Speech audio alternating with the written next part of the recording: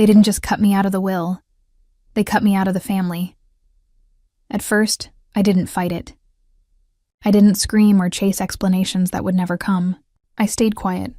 I rebuilt my life from nothing, slowly, painfully, piece by piece. I learned to smile again, even when no one was looking. And in the end, I reclaimed the legacy they tried so carefully to erase. If this story feels like a mirror, if you've ever sat in the dark wondering how love can turn into abandonment, then know this: you're not alone. Not even a little. We share the same silence, the same ache, the same need to stand back up and make something new from the ruins. And if someone crosses your mind now, someone still waiting to be seen, someone who deserves better, share this story with them. Because stories like this one deserve to be heard. Right now, I'm sitting at my kitchen table, the same scarred oak table that's been in my life since childhood. The same table where I did algebra homework while my father tinkered with old watches in the next room. The same table where my mother, years later, poured tea as she erased me from our family's future. Funny thing about tables, they hold memories long after the people sitting at them are gone. Let me take you back. 15 years ago, I was 28, unmarried, practical, a quiet type who worked hard and rarely caused trouble. To my family, that combination spelled disappointment, as if ambition without a wedding ring was a disease. My two brothers, Mark and David, were the stars, at least in name. Mark ran a small construction company that was barely surviving, and David floated from one failed startup to another, collecting debt like souvenirs. I was the reliable one, the daughter who stayed close, who kept the family running when things got bad. And when my father's cancer came, bad arrived like a storm that never stopped raining. I drove him to every chemo appointment. I sat beside him in those sterile hospital rooms that smelled of bleach and despair. I bathed him on the days his pride couldn't handle asking for help.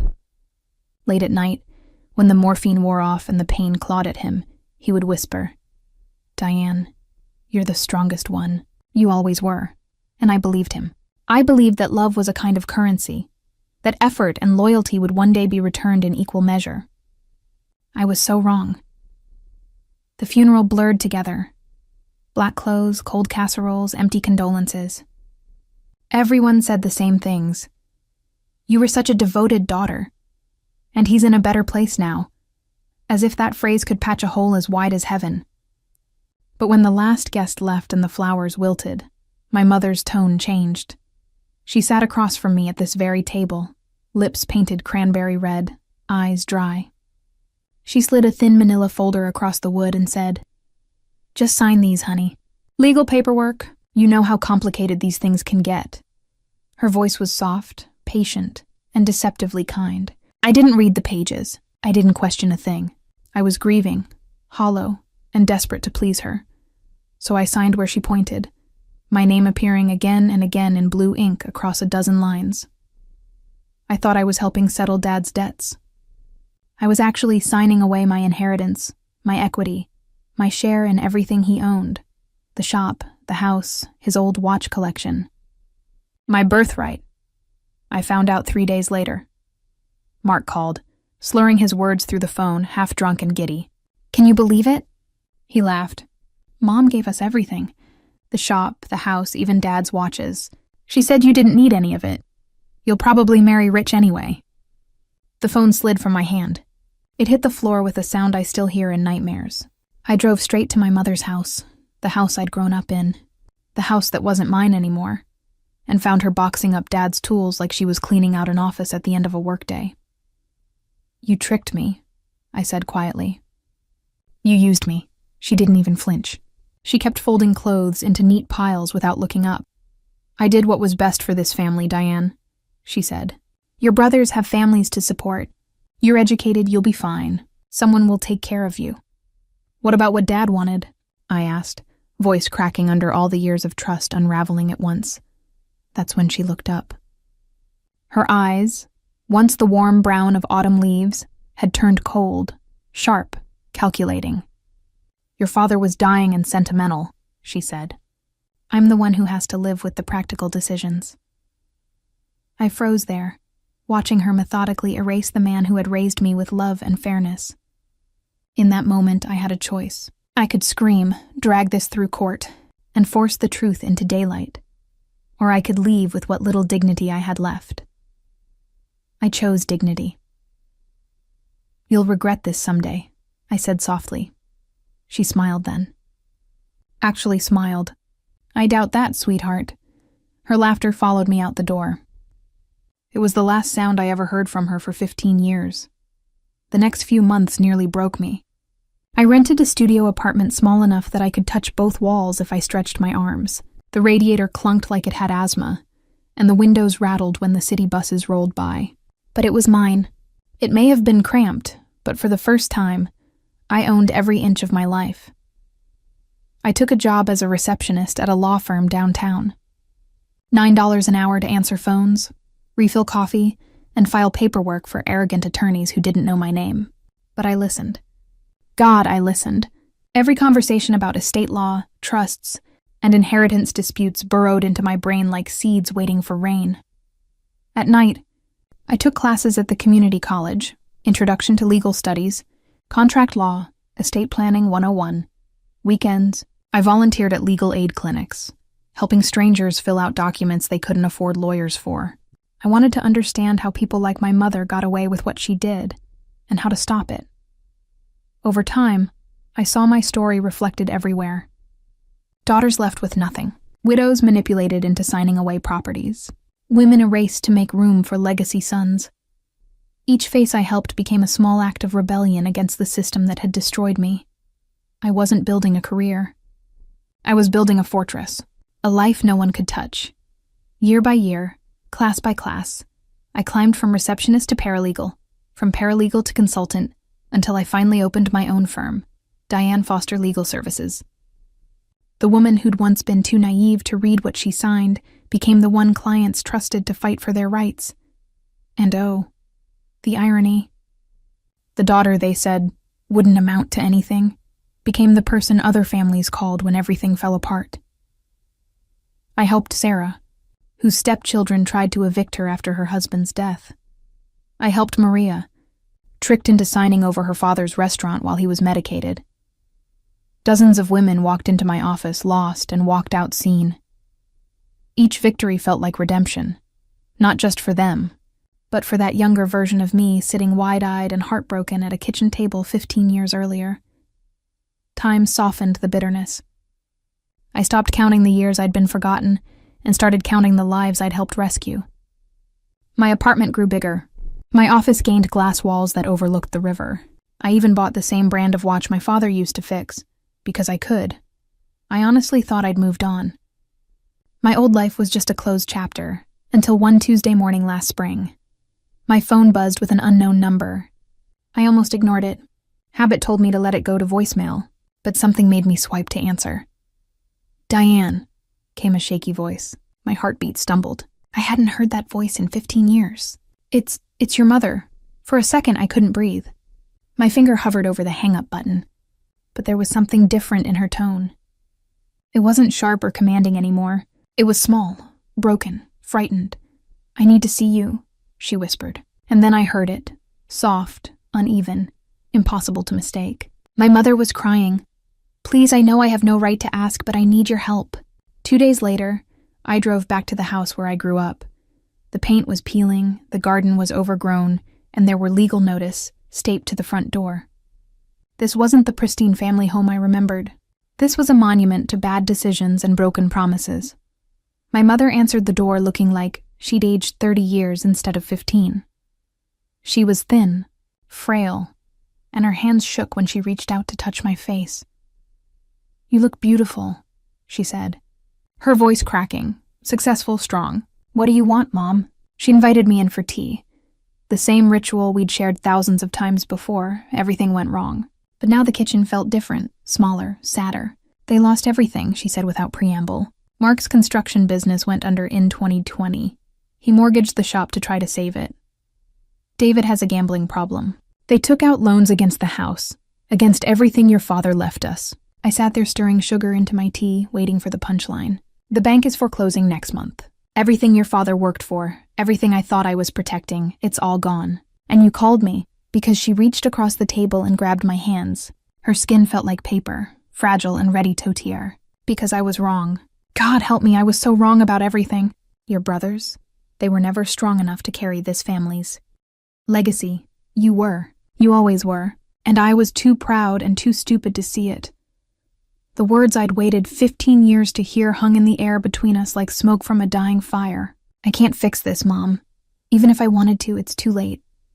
No, she said, her grip tightening. No, it's not. I've been talking to lawyers, to financial advisors. There's still time to save some of it. The shop isn't gone yet. The house could be restructured. But I need someone who understands this legal maze, someone who knows how to fight these battles. She took a shaky breath. I need you, Diane. I should have trusted you 15 years ago, and I need to trust you now. Please help me fix what I broke. I could have said no. I could have reminded her of every cruel word, every dismissive gesture, every night I cried myself to sleep in that tiny apartment. I could have walked away and let karma finish what it started, but looking at her across that table, I didn't see the woman who betrayed me. I saw the woman who raised me, who taught me to read, who bandaged my scraped knees and celebrated my achievements before she forgot how to love without conditions. I saw my mother broken and asking for forgiveness. Okay, I said, but we do this my way. No more secrets, no more lies, no more treating me like I'm too naive to handle the truth. She nodded hard. I thought her neck might snap. Anything? Yes, anything. The next 3 months were intensive. I restructured their debts, negotiated with creditors, and found legal loopholes that saved more than anyone thought possible. But more importantly, I spent time with my mother. Real time. We talked about Dad, about her fears, about the sexist attitudes that made her believe sons were more valuable than daughters. I grew up in a different time, she said one evening as we went through old photo albums. I thought I was protecting you by pushing you toward marriage instead of business. I thought the world would be kinder to you that way. The world wasn't kind to me either way, I replied. But I got stronger. She smiled through her tears. Yes, you did. You got stronger than all of us. During those months, Cher wrote her will properly this time with lawyers and witnesses and ironclad language that couldn't be misinterpreted or manipulated. She left token amounts to me brothers, enough to show love, not enough to waste, and everything else came to me. This is your father's legacy, she said as we signed the papers. And it should have been yours from the beginning. 3 weeks later, she died peacefully in her sleep. The doctors said it was her heart that she'd been living on borrowed time for months, but I think she held on just long enough to make things right. The call came on a Monday morning. My brothers, who hadn't spoken to me since the funeral 15 years ago, suddenly wanted to play the grieving family card. We should all be there for the will reading, Mark said when he called. Mom would have wanted us together. I agreed to meet at the lawyer's office. Not because I needed their permission, but because some stories deserve an audience for their ending. They walked in like conquering heroes, talking loudly about dividing assets and splitting proceeds. David had even brought a calculator. They barely acknowledged me sitting in the corner with my own legal folder. Sorry you had to come all this way, Diane, Mark said with fake sympathy. But you know how these things work. Legal stuff is complicated. The lawyer, my lawyer, though they didn't know it yet, cleared his throat and asked everyone to take a seat. Before we begin, he said, I should mention that Mrs. Foster left specific instructions about how this will should be read. She wanted her daughter Diane to handle the proceedings. The confusion on my brothers' faces was almost comical. They looked at each other, then at me, then back at the lawyer like he'd started speaking in tongues. I think there's been a mistake, David said. Diane doesn't handle legal stuff. She's not really involved in family business. I stood up slowly, savoring every second of their growing bewilderment. Actually, I said, opening my folder, I handle quite a lot of legal stuff these days. I run my own firm, estate planning, inheritance disputes, family law. I've been doing this for over a decade. I pulled out the will and began to read. To my sons, Mark and David, I leave my love and my hopes that you'll learn to build your lives on something more solid than entitlement. I leave each of you $50,000. Enough to start over, not enough to waste. Their faces went from confusion to shock to something approaching panic. To my daughter Diane, I continued, my voice steady as a judge pronouncing sentence. I leave everything, Elsa. The house, the shop, all financial assets, and all personal property. But more than that, I leave you the apology I should have given 15 years ago, and the recognition that you were always the strongest one among us. The silence in that room was deafening. Mark's calculator slipped from his hands and cluttered to the floor. "This can't be legal," David finally sputtered. She was sick. She wasn't thinking clearly. "We can contest this." I smiled, not with cruelty, but with the quiet competence of someone who'd spent 15 years preparing for this exact moment. "You're welcome to try," I said. Though I should mention that as an estate planning attorney with an impeccable record, I made sure every single document was ironclad. Mom was evaluated by 3 different doctors who confirmed her mental competency. Every signature was witnessed and notarized. Every clause was carefully crafted to withstand any challenge. I gathered my papers and stood to leave. The house and shop will be transferred to a trust I've established. The trust will convert the shop into a community resource center for women facing family legal disputes. Mom's name will be on a plaque by the door along with Dad's. As I reached the door, I turned back one last time. "Oh, and boys, your $50,000 will come with one condition. You have to complete a financial literacy course before you can access it. Consider it Mom's final attempt to teach you responsibility." I walked out of that office and into the bright afternoon sun, leaving them to process the earthquake that had just restructured their world. But here's the thing about real victory. It doesn't feel like revenge. It feels like justice. It feels like balance being restored to a universe that had tilted too far in the wrong direction. Over the past few months, I've transformed Dad's shop into something beautiful. The Foster Family Legal Resource Center provides free consultations for women navigating family inheritance disputes. We have support groups, educational workshops, and a legal aid clinic staffed by volunteer attorneys. Dad's watch, the one he wanted me to have, hangs in a place of honor on the wall. Next to it is a photo of him and Mom from their wedding day, young and hopeful and believing in forever. Every day I see women walk through those doors carrying the same pain I once carried. Some are angry, some are broken, some are afraid. But they all leave a little stronger, a little more armed with knowledge and resources. Yesterday, a 25-year-old named Jessica came in. Her stepfather had convinced her dying mother to leave everything to his children from his first marriage. She sat in my office crying, convinced she had no options, no power, no hope. "I don't know anything about legal stuff," she sobbed. "I'm just a teacher. I don't know how to fight people like this." I handed her a tissue and smiled. 15 years ago, I was just a receptionist who didn't know anything about legal stuff either. I told her. "But I learned, and I'll teach you everything you need to know." As I watched understanding dawn in her eyes, that same moment when powerlessness transforms into possibility, I felt my father's presence in the room. I felt my mother's forgiveness. I felt the cosmic rightness of seeds planted in pain finally blooming into purpose. They buried me thinking I was gone, but I was just a seed learning how to bloom. If you've ever been underestimated by the people who were supposed to love you most, if you've ever been told you weren't strong enough, smart enough, or important enough to carry your family's legacy, if you've ever had to choose between bitterness and growth, between revenge and justice, between staying buried and learning to bloom, know this: your story isn't over.